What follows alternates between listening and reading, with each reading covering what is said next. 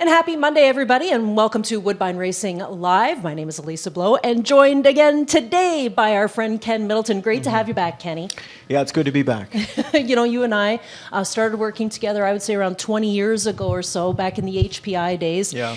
We've been around for a long time. We missed you for the last 6 months. Yeah. It's great to have you back. How are you feeling? You know what? I am feeling a lot better than I was, say, 4 months ago. Feeling a lot better actually since just before Christmas. It's been a battle to get back here, starting to feel better and better every day. So just try and stay positive and stay healthy and take care of myself. Absolutely, and that really was the key over the last while. Just to, obviously you're not really paying a lot of attention to racing. You're Right. more focused on getting better. And I always find, for me, and I think for so many other people in this game, it's the horses that help us feel better. Maybe we can't be with them necessarily, but just getting a chance for you to kind of open up the window and know that they're right there outside, know that you have them in the backyard to go and visit. And you've got horses in training, you've got mares foaling, you've got a lot of busy things going on besides the racetrack. Yeah. Well, it applies to everybody in the racing industry. Really and truly, it is in your blood, right? It's what you do. It's our job here at night, but it's also our passion and what we like to do in our spare time. There's nothing more therapeutic than working around a horse. It's I always tell people outside of the industry and people in the inside of the industry is working with horses it's my game of golf. It's the way I want to spend my free time a lot of the days. The other thing, too, is muscle memory, right? And for you coming back to calling the races here tonight, some people will say, he hasn't called the races in 6 months or so. But I can tell you from personal experience that it comes right back, doesn't it? Yeah, I hope it does. I don't know. We're going to find out. We'll give you a few races, We're going to find out in about a half an hour. But no, cadence and tempo and a little bit of that stuff, it's probably going to come about mid-card by the time you get up there and stuff and get your breathing and stuff back to normal and just reacquaint yourself with the surroundings and the setup, that you've been accustomed to seeing in the past. But no, it's like riding a bike, right? It is. And nothing like coming back when it's minus 20. So, Yeah, chilly indeed. So. Exactly. Now, one other thing that you wanted to talk about, too, of course, is the role that your family and your friends played. And not just, your own blood family, but our racing family too, and what they were able to do for you as well. So let's talk a bit about that. Yeah, a long list of people. Obviously my direct family, my mom, Judy, she's obviously an incredible support person for me. 24/7, 365, you know what I mean? But, her role at the barn is uncanny. For a 73-year-old, she's out there lugging wheelbarrows out the barn and bathing horses and stuff like that. So I love her to tears, and, she was really one of the warriors that stepped up. My girlfriend, Sarah, as well, she wasn't so much hands-on at the barn and stuff like that, but she was there for me in every other aspect of my life, from putting my socks on to helping me get bathed to, whatever it was, just helping me cope and deal with a lot of the tough things that I had to deal with. And my brother Keith, his wife Tanya, my niece Kendall, they really stepped up at the barn, and it really brought our family closer together too, in a different way too, because it's now it always is a team sport in racing, from the trainer, the driver, the groom, everybody else, but it's the people in the barn that you really have to work with hands on every single day, and it's just something that I look forward to getting up out of bed for every single day. Well, and then throughout the summer months, you had horses that were actively racing and horses that were winning too.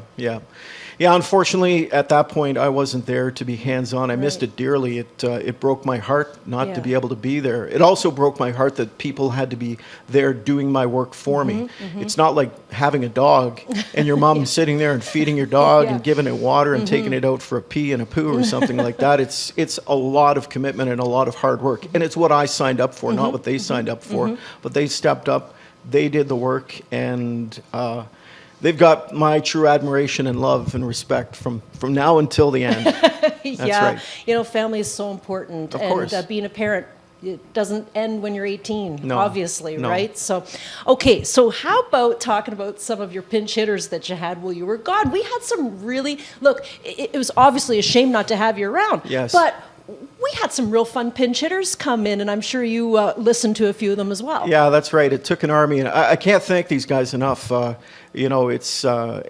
And on behalf of the company as well, because it was tough to fill in. It's a job that obviously not everybody can do, and because there's so many racetracks going in the summertime, they had to use like an army of guys to get up there. So to Doug McPherson, you're going to test me here to see if I can remember them all. Yeah. Doug McPherson, Robert Geller, Frank Salive. We had Mark McKelvey, of course, did a fantastic job this summer. Chad Rosema, who's now working with the AGCO. There was Greg Blanchard. There was Sugar Doyle. And more recently, Evan Laux and Gary Guy. Did I get them all? I think, did you get John McMillan in there? John McMillan? No, I didn't. But yeah, I'll tell you what, John McMillan, my heart goes out to John. What a warrior he is.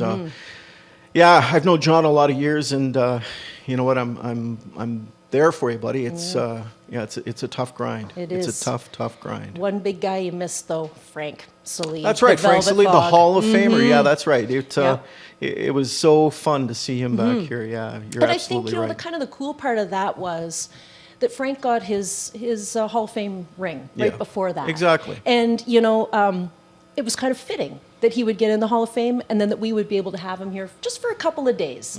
But again, even for Frank, by the third race, he was along for the ride, right? He was having a great time. I don't think I've met a more passionate person about racing than Frank. Frank would have gone to Anchorage, Alaska to call dog races if they asked him. You're right. But you know what I mean? That's the kind of guy he was. He was all in from the time he took a role in racing to the time he exited, and to the time that he comes back and makes guest appearances. So, congratulations, Frank, by the way. A well-deserved Hall of Fame honoree. Now, how did you prepare for tonight? How did I prepare for tonight? Well, it's getting personal. I had a shower, brushed my teeth, all the rest. Little shave, a little brush your product teeth. in the hair. But no, I put my coat on, I grabbed my backpack, here I am.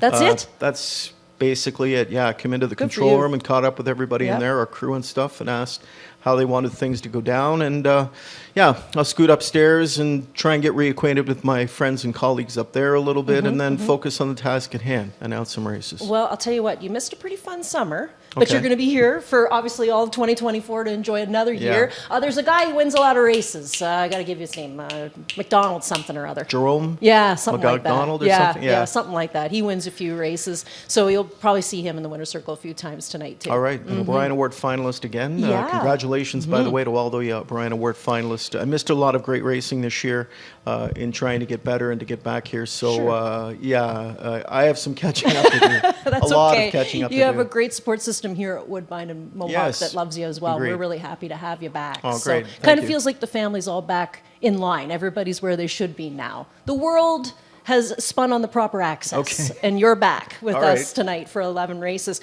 Now, one thing, of course, the Hall of Famer not joining us this evening, Randy, it's too cold for him, he said. He's a princess He always now. was a little soft. Yeah, he's a princess now. But he wanted Kenny and I to wish a really happy birthday to a guy who's been in this industry for a really long time, who is watching the races from New Brunswick, and that's Ron Hill, who is turning 90 today. Wow. He is watching the races. What we would call maybe a Hall of Fame blacksmith, Kenny. I would say so. He's lived a heck of a life. If he's joining us on his 90th birthday, hey, what a great way!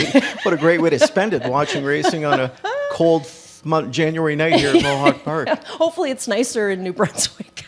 Something tells me it isn't. Yeah, well, at least he's going to be having some cake. Yeah, that's right. Yeah. So we'll wish you the best for Ron as well. And here's a special present for you, Ron. You get Kenny Middleton to call the races on your birthday. Yeah, my phone blew up all day. Thanks to everybody. I know I haven't got back to everybody. I responded to some people. I picked up my phone to send a text message to a couple people that, what the heck is going on? It was crazy. Evan Laux kind of let the cat out of the bag the other night. And we wanted you to kind of come in silently so your phone wouldn't blow up, but then again, it's nice to know that so many people care, right? Oh, it really is. It helped me get through a lot of days when I was in the hospital and stuff like that. I kept reading messages. I had a hard time typing back to people and stuff like that for a little while. But it really it warmed my heart to hear from so many people, whether it was text messages or voicemails or cards in the mail, or I had some care packages come to the house and stuff like that. Unbelievable. It is unbelievable, but it is believable knowing this industry and how many great people are intertwined in it. And we all have the same kind of we all have the same kind of feeling, help each other when we can. Yeah, isn't it funny that we compete against each other? You know, there's a lot of competitiveness, obviously, that happens in the driver's room as far as trainers and owners and all different things. But when something bad happens, we all come together as one big family and support each other. Yeah, that's right. You see it in other sports too. It's a combination of professionalism and compassion, right? Yeah, yeah. Well, great to have you back, Kenny. And Great to be back. Yeah, wonderful. So we're going to let Kenny go because he's got a bit of a way to go to get up the stairs and back to the announcer's booth. And while Kenny is heading upstairs, we're going to take a look at some stats from last week.